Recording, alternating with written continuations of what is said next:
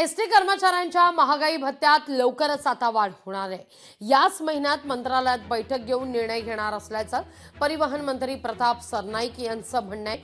महागाई भत्ता 46% थेट 53% करण्याची कर्मचाऱ्यांची मागणी आहे। एसटी कर्मचारी संघटनेचं राज्यव्यापी अधिवेशन सुरू आहे। एसटीच्या ताफ्यात 5 वर्षात 25,000 बस दाखल होणार आहेत।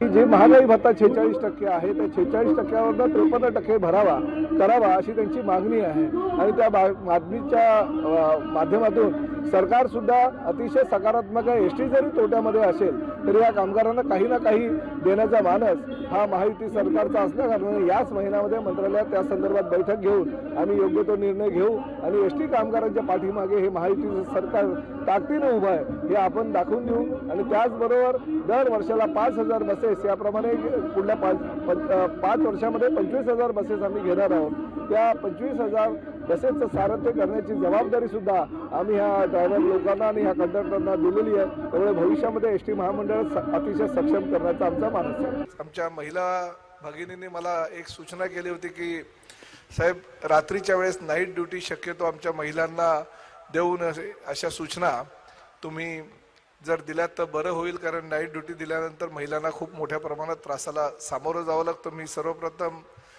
आज घोषितच करतो की आमचे माधव कुशेकर जे उपाध्यक्ष आहेत की नाईट ड्युटी महिलांना देत असताना ती 8-9 वाजेपर्यंत ड्युटी किमान 8च्या आत कशी संपेल याची खबरदारी आपल्या महामंडळाने घेणं गरजेचं आहे।